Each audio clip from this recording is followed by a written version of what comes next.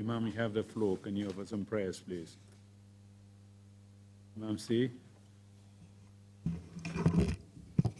أعوذ بالله من الشيطان الرجيم بسم الله الرحمن الرحيم الحمد لله رب العالمين الرحمن الرحيم مالك يوم الدين إياك نعبد وإياك نستعين اهدنا الصراط المستقيم صراط الذين أنعمت عليهم غير المغضوب عليهم ولا الضالين وإن تستفتحوا فقد جاءكم الفتح نصر من الله وفتح قريب وبشر المؤمنين بسم الله الرحمن الرحيم قل هو الله أحد الله الصمد لم يلد ولم يولد ولم يكن له كفوا أحد بسم الله الرحمن الرحيم قل أعوذ برب الفلق من شر ما خلق ومن شر غاسق إذا وقب ومن شر النفاثات في العقد ومن شر حاسد إذا حسد بسم الله الرحمن الرحيم قل أعوذ برب الناس ملك الناس إله الناس من شر وسواس الخناس الذي يوسوس في صدور الناس من الجنة والناس إن الله وملائكته يصلون على النبي يا أيها الذين آمنوا صلوا عليه وسلموا تسليما صلى الله تعالى عليه وعلى آله وصحبه وسلم تسليما سبحان ربك رب العزة عما يصفون وسلام على المرسلين والحمد لله رب العالمين.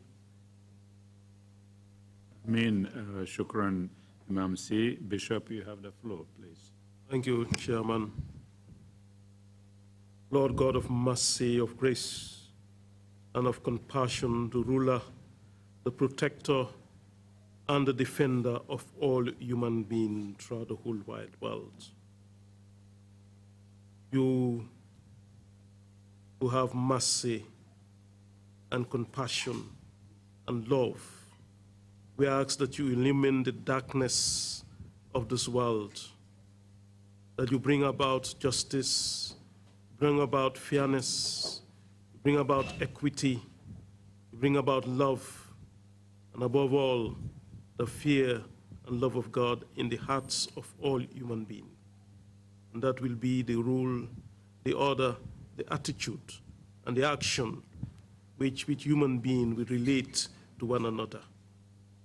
And we continue to beg that you look kindly upon this COVID-19 that is disturbing the whole wide world, that the whole situation be reversed so that life will come back to normal. Economy will begin to grow and people will have work to do. And livelihood will begin to be buoyant again. We pray that your Holy Spirit will be with us in this commission, and you guide and direct this commission, so at the end of the day, the whole nation will be filled with joy and with laughter. This we ask through Jesus Christ our Lord. Amen. Amen. Thank you, Bishop Odeko. Council, if witnesses ready, please proceed. Good morning, Mr. Chairman, commissioners, and members of the audience. May I ask that the witness be ushered in, please? Thank you.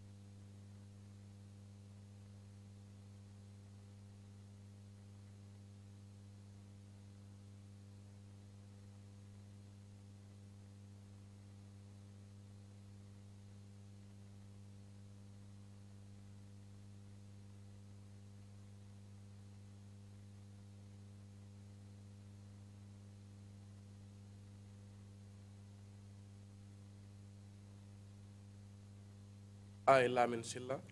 Man Lamin Sillah. Mr. Sillah, repeat after the Wolof interpreter, please. I, Lamin Sillah. Man Lamin Sillah. Lamin, you wanted to speak in Wolof, didn't you? Okay, so speak in Wolof. Say what the interpreter is saying in Wolof.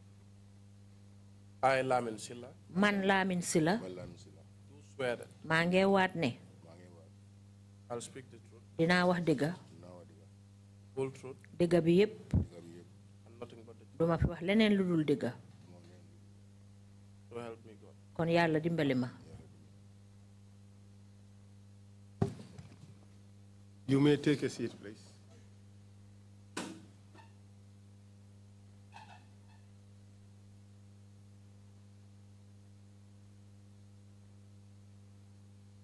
Good morning, Mr. Sillah. Welcome to the TRRC.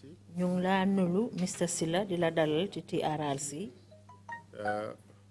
I just wish to remind you that you have just sworn an oath ma to fàttali speak la the ne truth. ma fàttali la ne léegi nga waat pour wax dëgga And to remind you also that it is a criminal offense to lie before the TRRC and also to lie on the oath.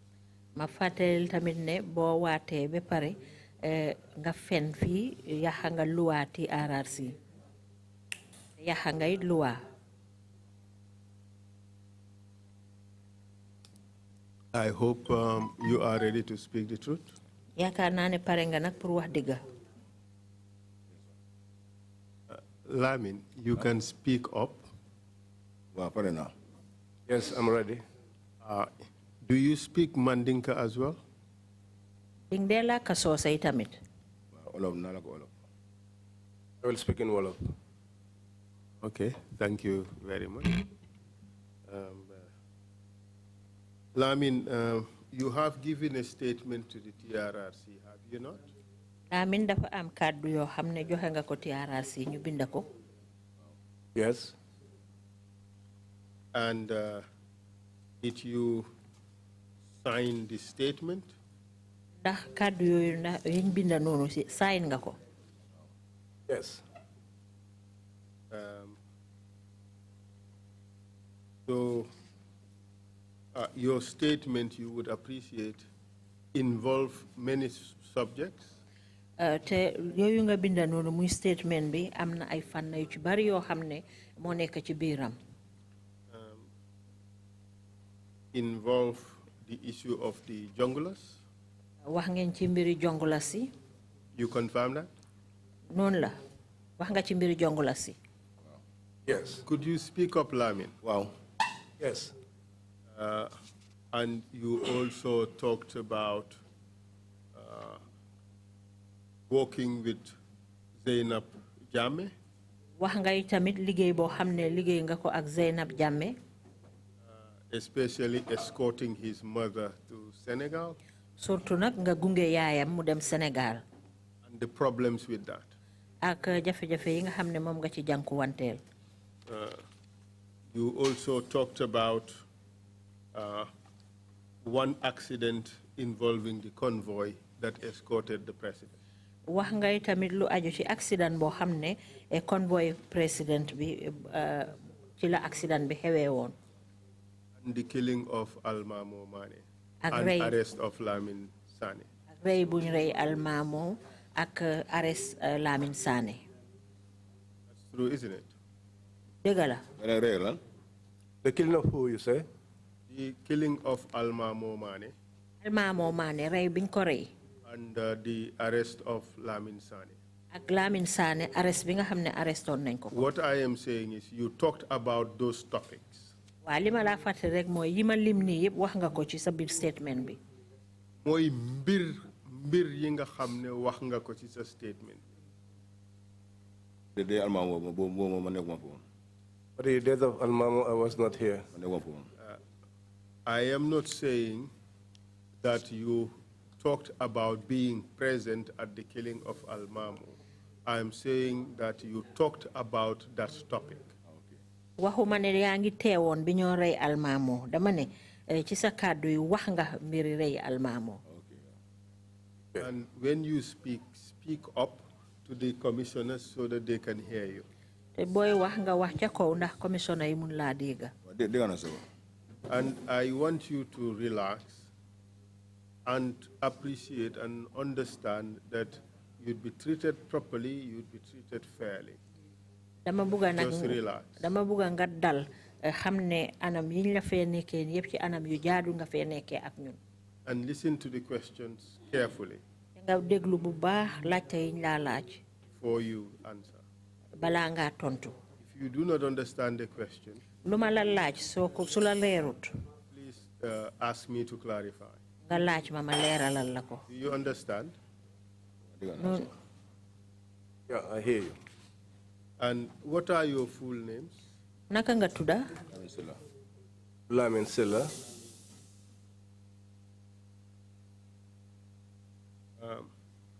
What is your date and place of birth? Kañ nga juddu ak fan nga juddoo? 1st of June 1970, Banjul. Lamin, you would have to speak up so that people will hear you. Lamin, danga wax ca kaw ekati sa kàddu ndax ñu mun laa dégg bu baax.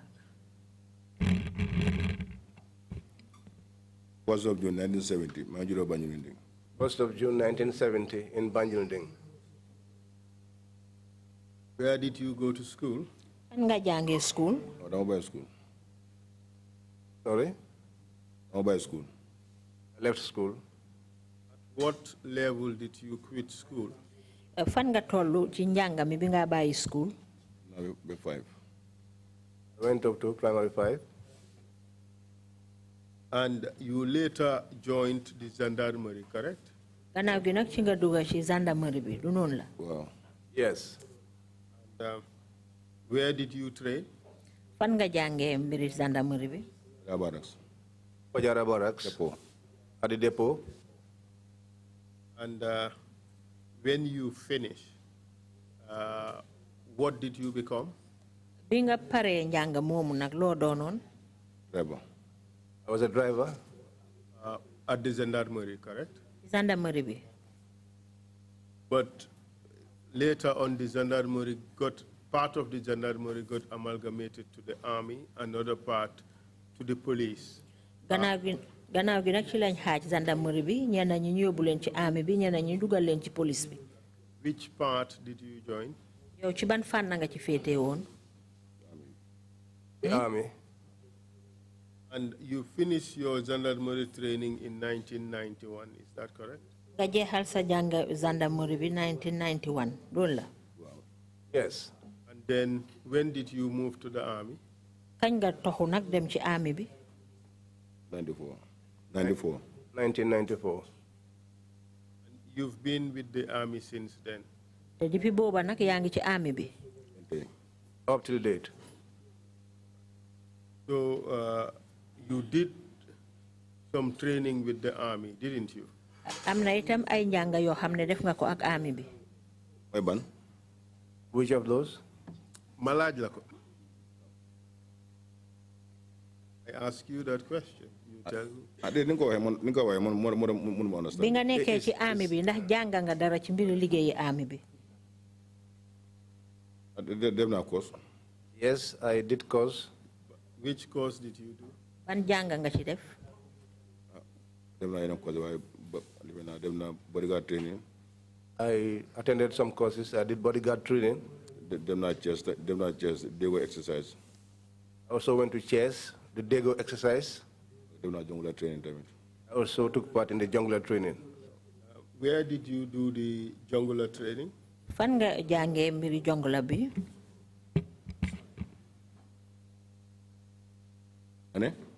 What do you say? Jungler training. Where did you do the jungler training? Kanilai. In Kanilai. Who were your batchmates? Yow yaa ñaan yéena bokkoon ci jàng boobu? There were many members of the batch.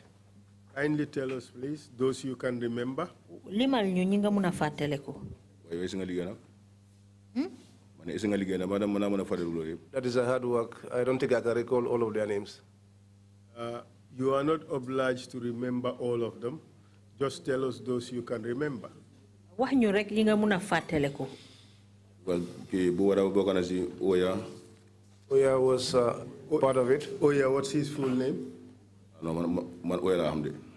Only Oya I know. Does Omar Jallo ring a bell? Ndax Omar Jallo la? He's the one.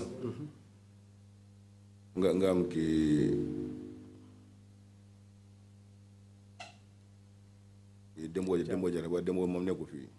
Dembo Jata. Mom in Sudan. What is in Sudan? Dembo Jata.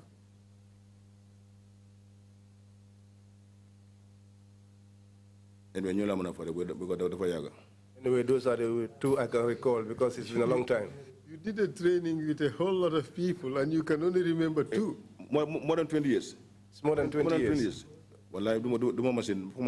God, I'm not a machine. I must remember. I must forget. You can only remember two people. Because the man Oya, Buwadabo, Dembo Jata. I said Oya, Buwadabo, Dembo Jata. Who else? That's all. Those are the ones I can recall. Do you know a person called Ismaila Jammeh? Hamga kunyo Ismaila Jammeh. Alfidaya Mufa. He was there. Alfidaya was there too. Who is Alfidaya? Alfidaya. Kan moy Alfidaya? Malik Jata. No Bombardier. And Bombardier and the others. And who else? That's all. Those are the ones I can recall. I'm going to talk for young with motor. You know, sitting here is not easy. That's the reason why.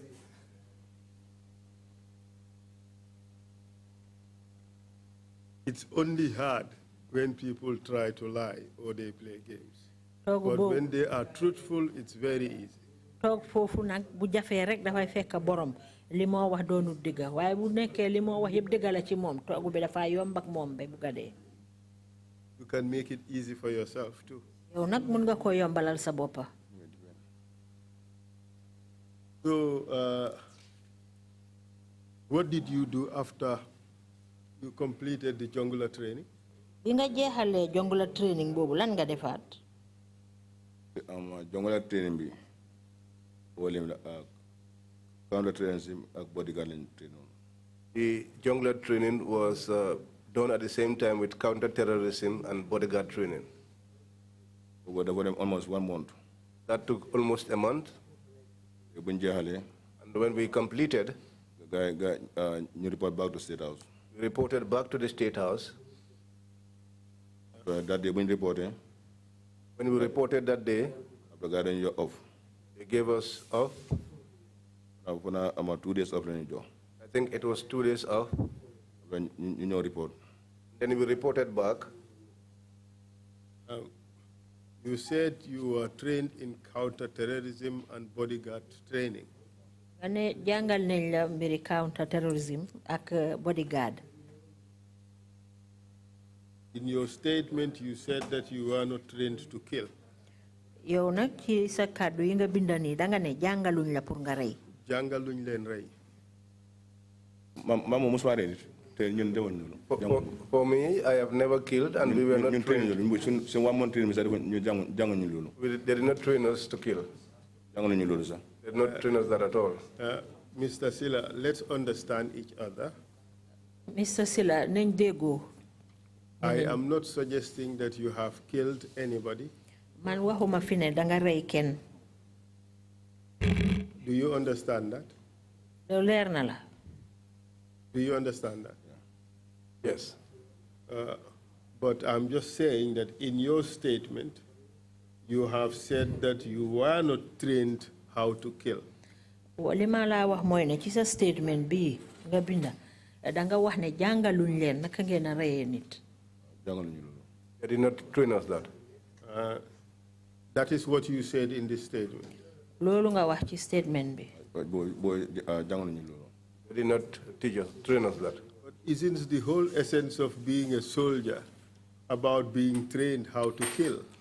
Waaye ndax du pour nekk soldat bokk na ci ñu jàngal leen ni ñoo reyee nit. No, just living comme bodyguard team ni nga living VIP bi ak patrol.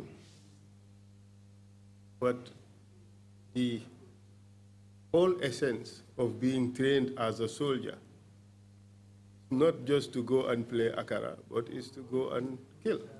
Waaye nag boo ko seetloo nag mbiri soldat moom nekku ne da ngaa dem rek pour di fo waaye nag da ngaa dem pour rey.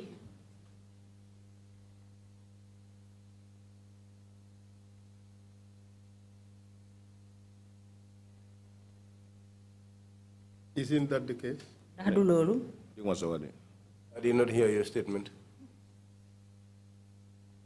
So demee pour nekk soldat jubluwaay bi tax nga dem doon soldat nemul rek ne dangaa dem rek di fo waaye danga dem pour jàngal li nga xam ne noonu la ñoo reyee nit. Dañaa train yi danga train waaye nekkul ne danga ko def dañaa train waaye nekkul ne danga ko def. You will train it, you will be trained on that, but it doesn't mean that you will actually do it. Man driver la ko defee. I'm a driver. Where will I do that? But whether you are a driver or not a driver, once in the army, you are taught, you are trained to be a killing machine.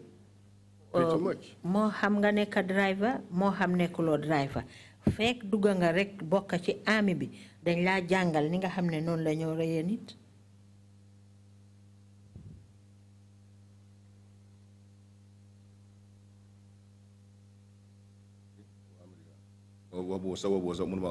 Can you speak so that I understand? I'm not even hearing what you are saying. Boo jógee pour dem nekk soldat foog ñu jàngal la ni nga xam ne noonu la ñoo reyee nit dem moo xam yaa ngi nekk driver soldat yi driver nga wala soldat yi leneen. So li moom dañaa train because by force foo nga jàngal rifle dañaa jàngal loolu yëpp waaye dem rey boo si la ko dégg nag moom. Well, as a soldier, you must be trained rifle, but as far as going to kill, it's from you that I'm hearing it from. You are trained to use the rifle for what? Dañ la dee jàngal pour nga jëfu fetel pour lan? You will hold the gun. In case of emergency, In case of emergency, if there's a disaster, what will you do? You tell me. You are the soldier, not me. Because you post questions, I don't understand. Yes, because you are posing questions to me that I cannot understand. You see, Lamin, I told you, relax. Okay? There's no reason to be scared at all. Lamin. Just answer the questions truthfully. Lamin dalal. There is no hidden agenda here, and I dare say it publicly. There's no hidden agenda here. It is not the objective of the TRRC, or me for that matter, to put anybody in trouble. All we are trying to do here is to get the people to speak the truth about the things that happened in this country. And once you speak the truth, you have nothing to worry. You understand? Lamin, dama buga dalal sa xel mi pour won la ni fi nga tok ni amul dara lo xamne mom nga fi wara tiit wala lu la wara jaaxal ndaxte fi ci TRRC wala man mi doonul suñ jublu way na pour ñu sonal fi ken wala ñu dugal ci ken ci dara lo xamne dina la sonal li ñoo ut rek moy dëgg bi lañ buga mu génn xam li nga xamne moy dox ci biir réew mi bon nak dalalal sa xel nga tontu li nga xamne mom lañ la laaj te bu ci am ben jaaxle. And just answer the questions honestly and truthfully. Tontul li ma la laaj rek ànd ci ak dëgg. And the more you try to play games to avoid answering certain questions, the more it would appear that you are less than honest. Saa yoo xamee ne nag laaj naa la ngay jéem a laxatu di daw laajte tontu yi daw laajte yi nga xam ne moom laa la laaj bon loolu dafa mel ni daf laa gën a sonal te dafa nuru ne yow parewuloo pour feeñal digga bi. That would not be helpful. Loolu du ñu dimbale. It would be a waste of the commission's time as well. Bon danga tardé rek commission bi tamit. So the question I asked was, what would you use a rifle for? Fetel yi nga xam ne moom lañ leen a jox loo leen koy doyee. Man sama fere man dama nekk sama dama ko def fanka ne suñu génna dama amee sama rifle sama loxo. My rifle is always with me inside. I use it for in case of emergency.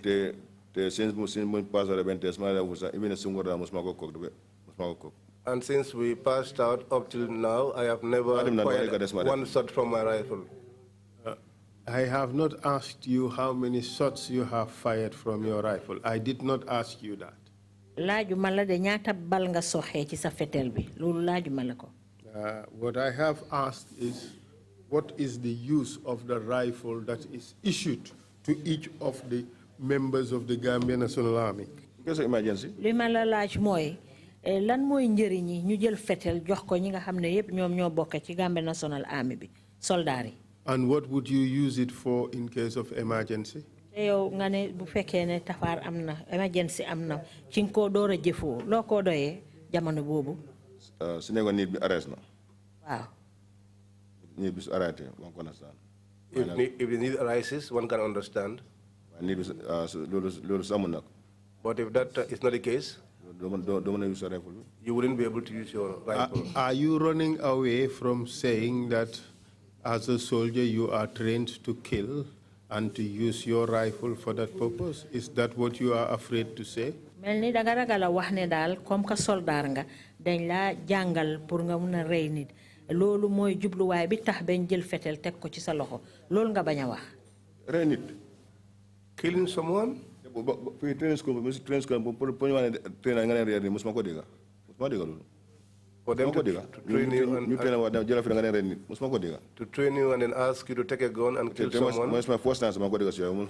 I've never heard that. This is the first time I'm hearing it from you. Are you sure you heard that from me? Because my mind started from the Zana Mori 1991. I mean, working in your training. You tell what Federal Mungi,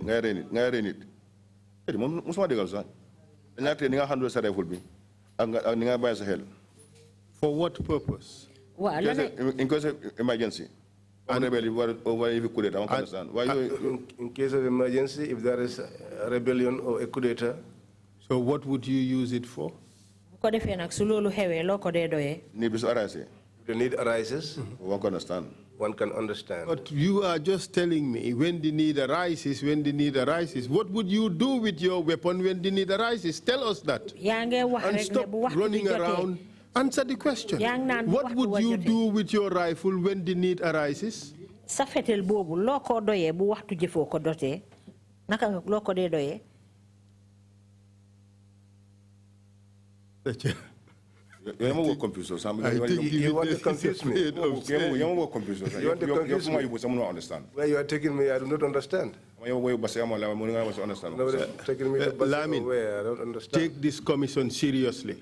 I'm very serious about it. No. Take this commission seriously and stop these games you're playing. Okay, sir. Answer the question. Lamin all this is not necessary. Li nga def ni yeb amul ben jeriñ jappel jotaay bi lu am fayda nga tontu liñ la laaj. As a soldier, you are trained to use your weapon to kill. True or false? Boo nekkee soldat dañ la jàngal pour nga jëfoo sa fetel bi pour rey dëgg la wala déet. No problem. No problem. It's not about there being a problem or there not being a problem. Question is it true? True. Thank you. Is this difficult? It's not. And you are still sitting in that chair. You haven't suddenly disappeared. So just answer the questions. Don't worry. Answer the questions. It's not easy.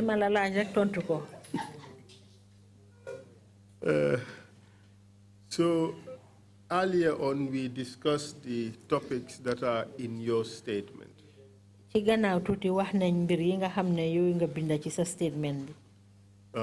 And one topic that I did not mention is the issue of the killing of the Ghanaians.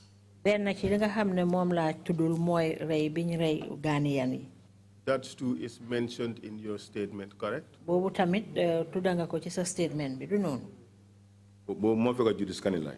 That found me while I was on duties in Kanilai. I'm not asking you to go into it. You just mentioned it in your statement. Yes. So all those topics we will not discuss today. We won't discuss the issue of the Ghanaians. We won't discuss the issue of Almamo Mane and Lamin Sane and Landing Sane.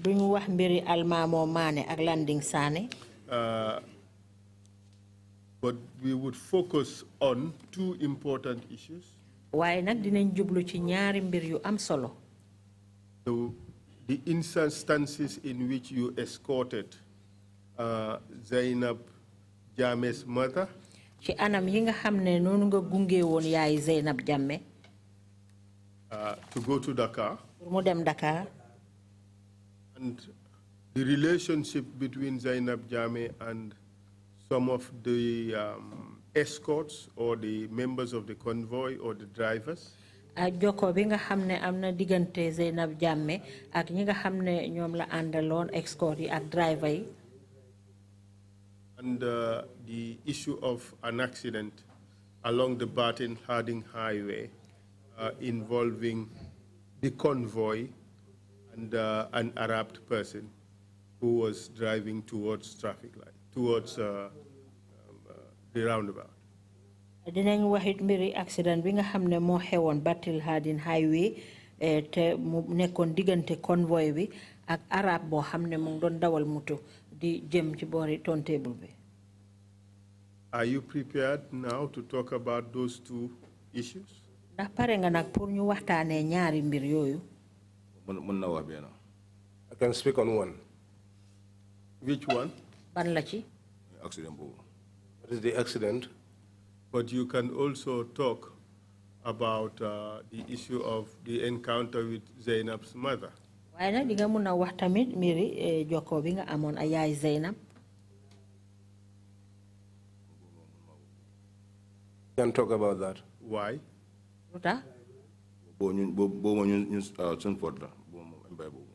was our fault. Let's leave that one aside. Let's leave that one aside. And it is important that we know about it, whether you are right or whether you are wrong. It really doesn't matter. All we are interested in is to know the truth. Lolo tax nak ñun ndax ya nekk ci dëgga wala nekku ci dëgga lolu itteelu ñu ñun li ñu itteel rek mooy ñu xam lan mooy dëgga bi. Because Buba sax one of guy fi. Buba told them here. When I got issue that statement, Buba issue Buba ñu some fault. That statement I issued. I cannot talk about it. That was our fault, and they accepted it. Lamin. Lamin. This is the Truth Commission. The commission la bo xamne dëgg la ñoo ut. You have an obligation to answer questions. Yow nak des na ci yow pour nga tontu liñ la laaj. Dua dafa tek sa kaw sarta yoo xam ne da nga war a tontu lépp luñ la laaj. The law imposes on you a duty to answer to all the questions that you have been asked. Ana su fekkee ne. Except soo tontoo di nga dugal sa boppa ci ne def nga crime. Except your response will incriminate you. Boobu rek. That is the only situation boo xam ne commission bi mun nañoo wax ne muñ nañ laa jéggal nga bañ a tontu. where the commission can allow you not to respond. te ci loolu sax. And even at that, su neexee commission bi da ngaa tontu par force. If it pleases the commission, you will answer that question. Leena rek la mooy ne li nga tontu luwa bi nga yaaxa kenn du la ko teg. But the only thing is that the response which incriminates you, nobody will be able to charge you on your response, based on your response. That response would not be used against you to prosecute you. So you don't have a choice, you would have to answer the questions. Because by your refusal to answer questions, legal responsibility may be placed on somebody else wrongfully. Luwa munna dal kenen. Luwa xamne waruñ ko ko tek saka su fekkone yow wax nga lay dega. Do you understand? So we will discuss that issue. Okay? Do you hear me? I hear you. Now let us talk about the issue of the road accident with the Arab guy. Legi nak ñu wax mbiri accident bi nga xamne mo xewon ci yoon bi ak arab bobu. And before that, tell us how you came to be a member of the President Jammeh's convoy. Le bala lolu sax wax ñu naka nga mëna ñëwé bokka ci convoy President Jammeh bi.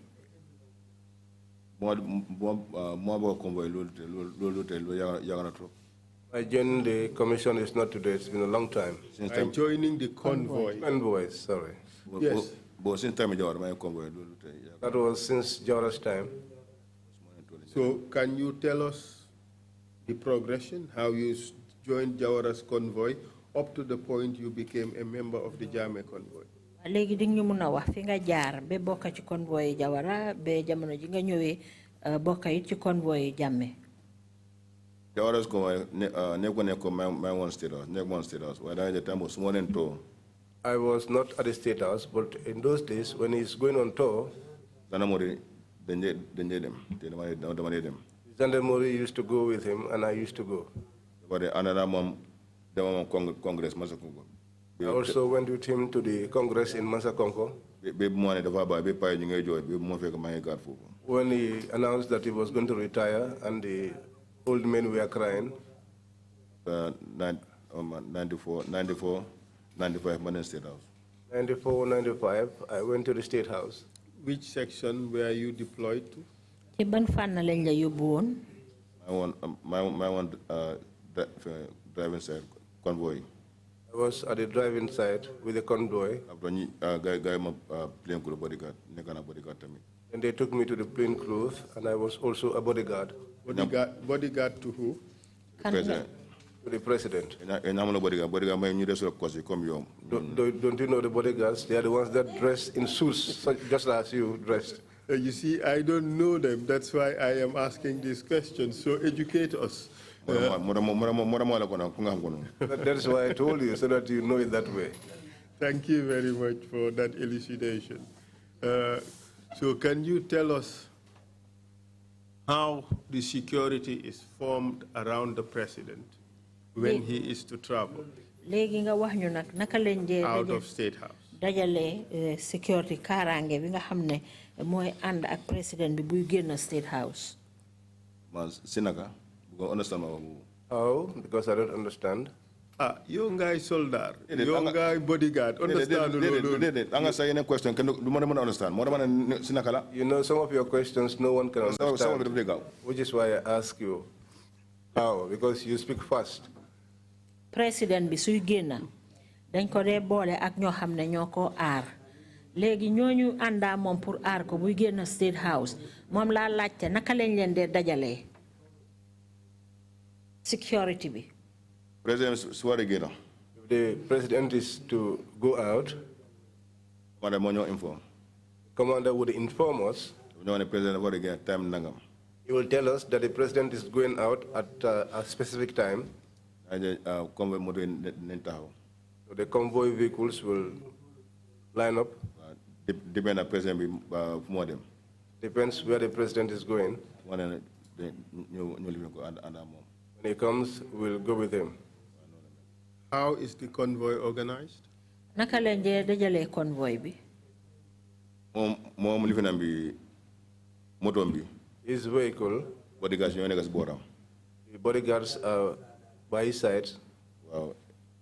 Yene moto yi. The other vehicles. Infantry.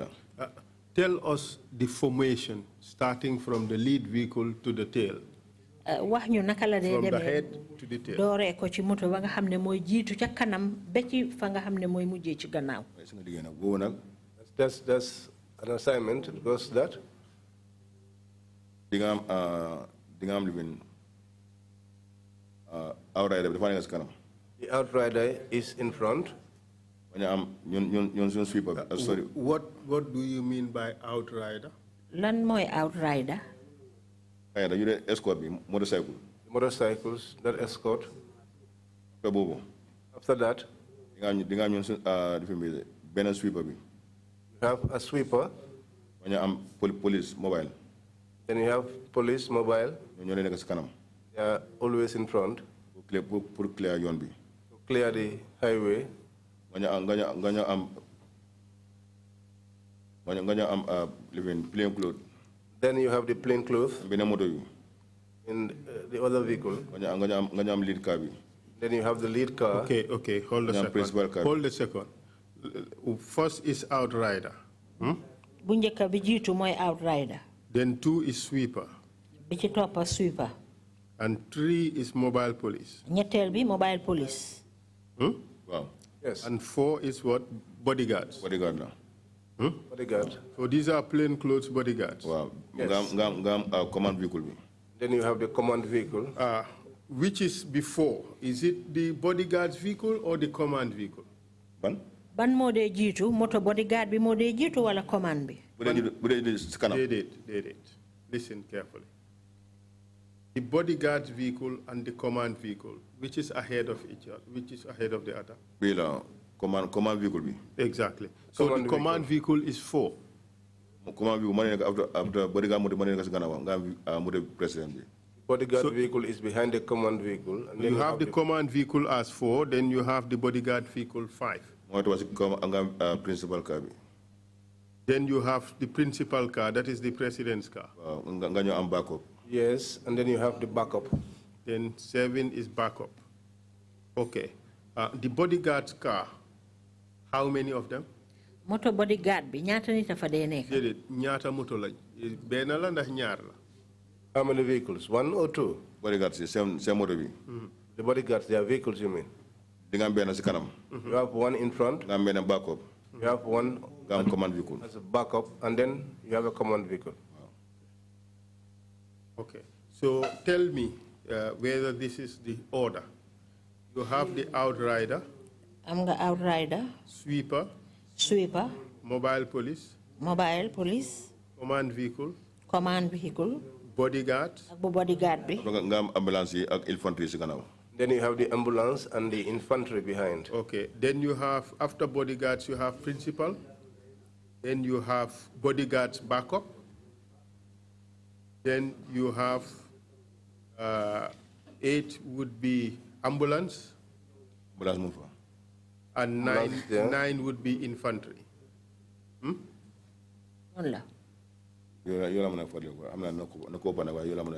In Gambia That's here, what I can recall them. It may be more. in Gambia here, don't you normally have infantry even before the principal's car? Fii ci Gambia moto infantry bi moo dee jiitu. Bo mo amee sweep bi moo dama ne sweep car mu fa. After bo ngam police car bi ngam outrider bi. So what is the sweeper's car equipped with? Sweeper's vehicle. Moto sweeper bi moom lan la dee àndal. Police yana bu solari. The police or the soldiers? Okay. How many sweeper vehicles do you have? Ñaata moto sweeper ngeen dee am. Am nañ sunu sweeper bi ñun. We have a sweeper, us. Ngam police tamit seen sweeper bi. Police too had their sweeper. Police am boss moo dee jiitu si kanam. But the police sweeper is always the one ahead in front. So this police sweeper is right behind the outrider. Outrider moo dee jiitu. The outrider is always in front. Moo dee jiitu dem fu sori after bi topp ko. It will go a long way, and then this one will follow it.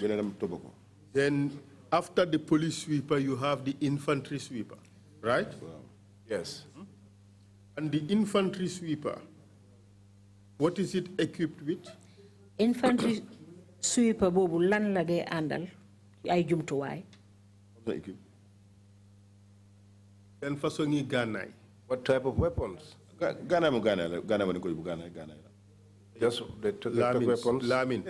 Lamin, stop playing games and answer the question. What type of weapons are usually mounted on the infantry sweeper vehicle? They go with their AKs. You don't know guns, so if I call their names, you may not know. Don't be so arrogant to sit here and say that. You don't know what I know. AK what? AK-47. Yes. AK-47s. And what else? PKMS. PKMS. PKMS. PKMS. What is PKMS? Lan mooy PKMS? Machine gun la. That's a machine gun. What type of machine gun? Ban façon machine gun? That's what I know. Is it the one with the chain and the drum? Because PKMS don't do chain. PKMS goes with the chain. box. It has a box too. You attach it to It has a the drum. side. I'm not drum. Exactly. It doesn't have a box. It is a drum. Yes? Drum. It is a drum, not a box. Drum la waaye du kees. Exactly. Okay, So we yes. know what we're talking about. Maybe. Thank you. And AK-47, PKMS, and then what else? That's all. Do they have rocket launchers? Ndax am nañ rocket launchers. Rocket launcher. Yes. The kanam. Rocket launchers in front? No. The kanam. Yes. In front? No. The infantry sweeper, don't they have rocket launchers? Infantry sweeper bi nga wax ndax ñoom nag amul. That is behind. It is at the back. Good. So, in a typical convoy of the president to go to Kanilai, for instance, or from Kanilai, this is what you would have as a minimum, correct? Mel ni bu fekkee ne président bi jóg na pour dem Kanilai wala jógee Kanilai yi nga lim nii daal moom ngeen dee àndal. Wow, Yes, these are the things we go with on the convoy. You would accept that this is, how many people would normally be involved in? How many personnel? Ñaata nit ñoo dee faral di bokk ci convoy bi nii. That's many.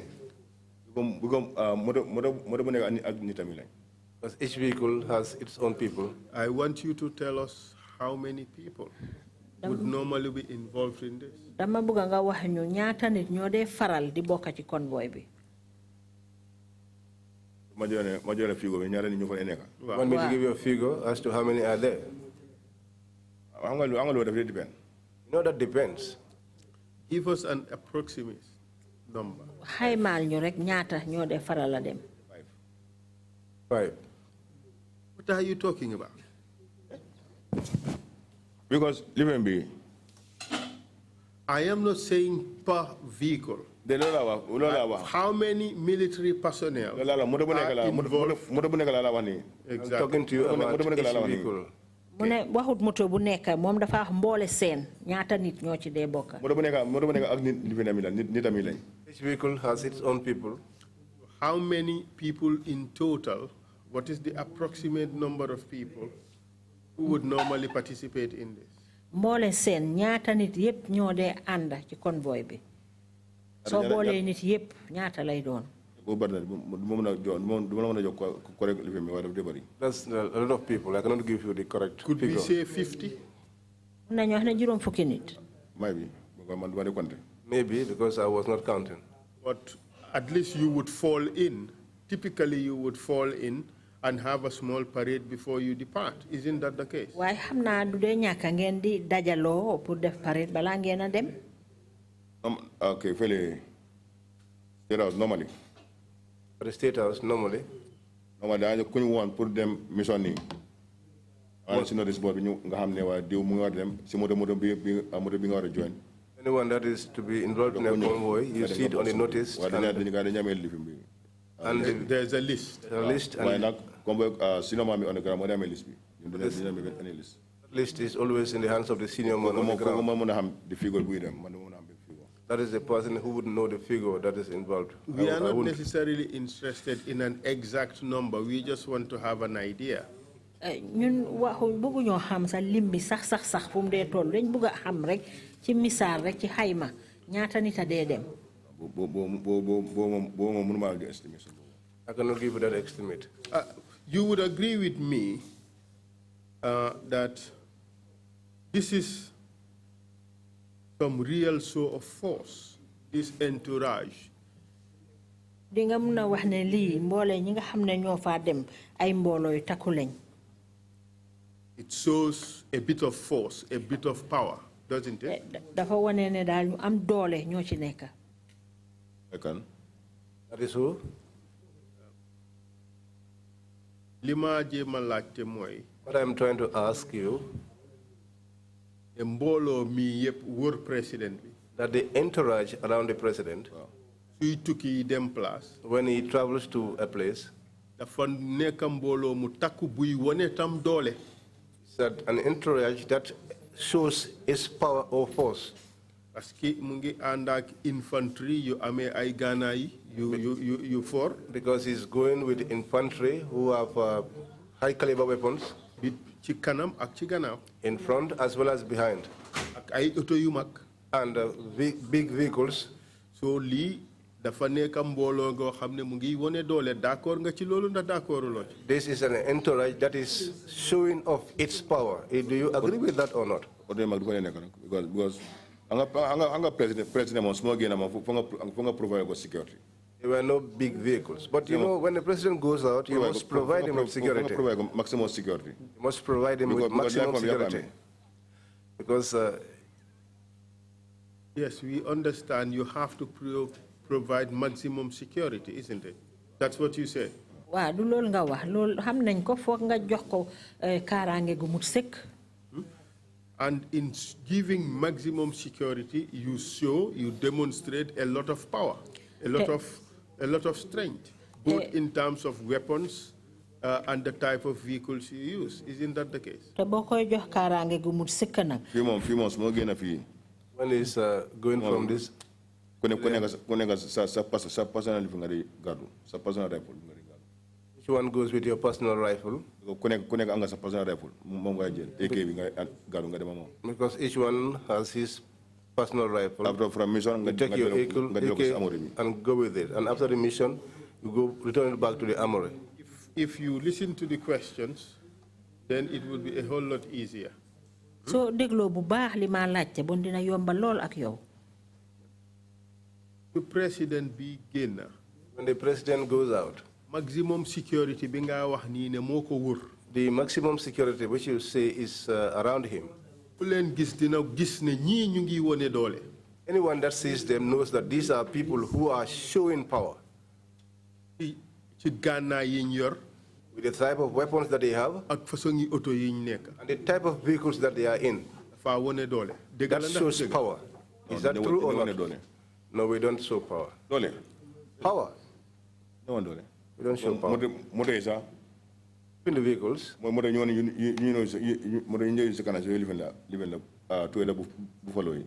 vehicles we use in front. The Toyota Buffalos, those are the ones that we have guns mounted on. Lamin, do you ever see anybody in this country driving a vehicle mounting guns on them? Lamin, mus nga gis fi ci biir réew mi ben moto boo xam ne mu ngi daw ci mbedd mi amee ay fetel. If it is not military vehicles. Su fekkee ne du moto soldat. Lola la wane man ñu su moto ñore mount weapons lola la wane. That's what I'm telling you. Our vehicle is where we mount the weapons. And when you mount those weapons, aren't you showing power? Fetel yooyu ngeen cee def nag ndax loolu duy wane doole. Man dole boobu kam man yëguma loolu. Not aware of that power. Di wane dole. Show force. Because when we leave, we just go. But to show off power, to show power outside, I'm not aware of that. Understand your question, but you simply do not understand the question. What I am trying to show is anybody who comes across that convoy would know that this is a strong fighting force, correct? Lima wax fi moy ne yow foog naa xamuloo li ma laajte torop mooy ne képp koo xam ne dajee na ak convoy bi dajee na ak moto bu mel noonu eb ay gànnaay yooyu noonu ay fetel dina xam ne lii nag moom mbooloo la boo xam ne bu am doole la du caaxaan. True or false? Dëgg la wala? True or false? Maybe sa wax bi. Maybe. Because ñu dañu wane doole. Man convoy ma anday. We don't show power in all the convoys that I have been. Convoy normal driver, normal normal. Yo fi nga wane comme dañu jaay doole. Lamin, during Yaya Jammeh's time, everybody in this country was terrified of his convoys. Is that not true? Lamin. And tell the truth. Jamono Yaya Jammeh ko ci nekk moo daan ragal di tiit ci convoyam bi bu fekkee ne mu ngi dem. Waxal dëgg. Tell the truth. Tell the truth. Everybody in this country was terrified of Yaya Jammeh's convoys. Could be. After one of them convoy. Afterwards, I was not taking part in the convoys again. It is not, it could be. We all know it could be. The fact, the reality is that everybody in this country was terrified of Yaya Jammeh's convoy. Nekkut ne mun naa am de waaye lii am mooy ne képp koo xam ne yaa ngi ci biir réew mi boo gisaan convoy Yaya Jammeh bi di dem dangaa ragal. People were running away from the convoy. Nit ñi dañ daan daw di sori convoy bi. The weapons that are mounted on the convoy were terrifying for the people. That is true, isn't it? fetel yi nga xam ne moom lañ daan àndal ci convoy Yaya Jammeh bi nit ñi dañ ko daan ragal dëgg la wala déet. Afraid? Well, a gun, you must be afraid of a gun. The speed at which they were always traveling, was also terrifying to the people. Xel bi nga xam ne tamit moom lañ daan dawee loolu tamit dafa daan ragal loo nit ñi. And that even the type of vehicles, these were the biggest vehicles in the country. Is that not the case? Moto yi ñu daan àndal sax moto yi gën a rëy la fii ci biir réew mi ndax du dëgg. Speed convoy convoy speed. Well, what you are talking about... I did not ask you who controls the convoy speed. The question I asked you is the speed at which they often ride in that convoys was always so high, it's terrifying to the people. Okay. Yeah. Just tell the truth, yes or no. Hal dëgg bi rek waaw wala déet. And the thing is, Lamin, this is a notorious fact, is a known fact to everybody, and if you lie, everybody here and everybody watching would know that you are lying. So speak the truth. Tell us the truth. The convoy used to travel at breakneck speed, terrifying the whole population. That is the truth, isn't it? Lamin lii dëgg la boo xam ne réew mi yëpp a ko xamoon. Boo waxee leneen dinañ xam ne li nga wax du dëgg. That is the truth. Mooy dëgg bi. Yes. It's not so difficult, Lamin. Jafewul de pour wax dëgg. Just speak the truth. Waxal dëgg bi rek. I'm telling you, but you understand. Lamin, we are not here to listen to a cock and bull story. We are here to listen to the truth. So if you prepare to speak the truth, we would make progress very easily. If you think you can dilly-dally and waffle around and get away with it, it's not going to happen. You would answer the questions. Lamin, you understand? Suñ jataay bi fii mooy ñu gis fi dëgg waaye boo fi toogee di wiri waara ñun dinañ fexe ba xam ne dëgg bi moom dina am dinañ liñ bugg a xam ci yow dinañ ko xam balaa caag nag nga nombalal sa bopp nga wax dëgg bi. In fact, Yaya Jammeh's convoys was one of the most scary things that was happening in the country during the 22 years of his rule. Convoy Yaya Jammeh bi moo gënoon a rag tiital nit ñi ci diiri ñaar fukki at ak ñaar yi nga xam ne mu ngi fi nekkoon président fii ci réew mi dëgg la wala déet convoyam bi kenn ñemeñu ko woon. Loolu la wax ne moo dama man gën naa dem convoy. This is what I'm saying. Lamin, I have never been in that convoy. Okay? None of us here have been in that convoy, but it scared many of us. Okay. True or false? True. True. When people see the convoy coming, they scamper, they run away for their lives. True or false? Bu nit ñi gisee convoy bi di ñëw dañoo dawal seen bakkan dëgg la wala déet. I'm not aware of that. What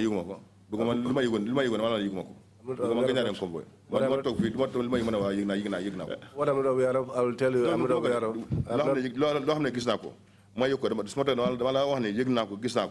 What I'm aware of, I will tell you. How many times did you ride in that convoy? Ñaata yoon nga bokk ci convoy boobu? Depends. I did not ask that. How many times did you ride in that convoy? Ma la laaj mooy ñaata yoon nga bokk ci convoy bi? Sometimes I go. You have not answered the question. Sometimes I don't. Up to 6 times, 7 times I was going with the convoy. Only that? 6 times? juróom-benni yoon rek.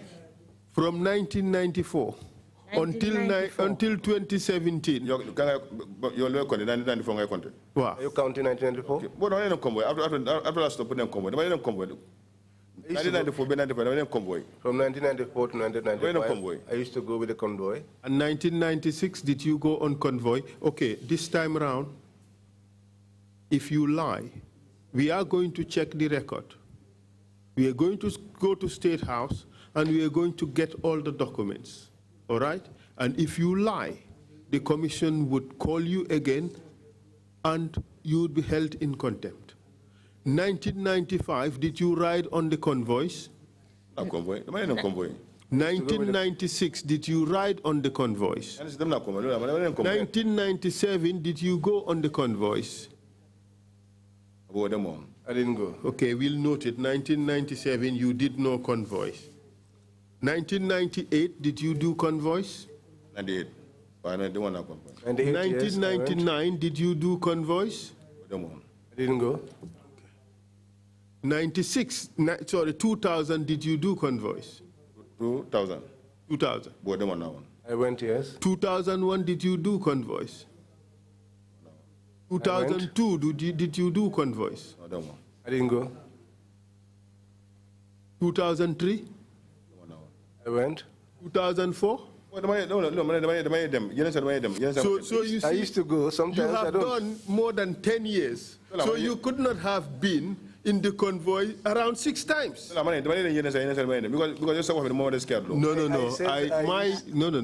I am not scaring you.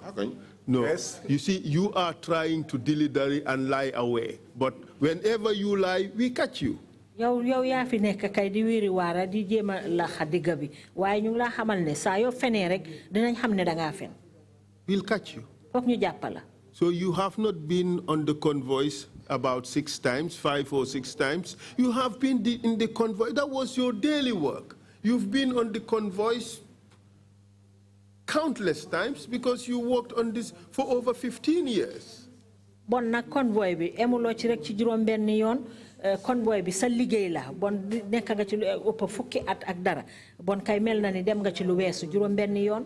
Between 1994 and 2003, you said it's only 3 years you've not been in the convoys. 1994 ba 2003 ñetti at rek nga bokkul ci convoy bi nga ne. So you see, you've been in these convoys a whole lot more than 4, 5 or 6 times. Bon nag liñ ci dem ëpp na ñeneent ba juróomi yoon. You agree? Nangu nga. Answer. Okay. Yes, sir. Yes, sir. Thank you. And during these periods, you were with the convoys. Te jamono ji nga nekk ci convoy bi. You have seen how people reacted to the convoys. Den doon gis nit ñi naka la ñoo def bu convoy bi di ñëw. True or false? Dëgg la wala déet. Convoys comme ni Dawe. Because the moment sweeper surombe. When the sweeper passes, people leave the road and run away. And why? Why were they doing that? Lana tax ñuy daw.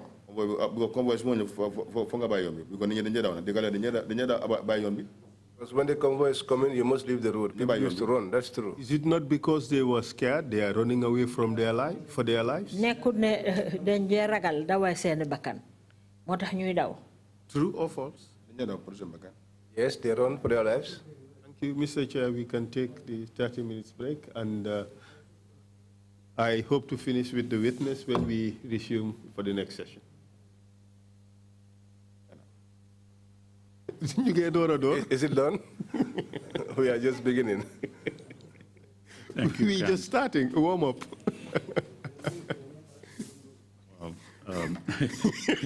Not sure now what to, but anyway, we'll take a 30-minute break and come back at 12 noon.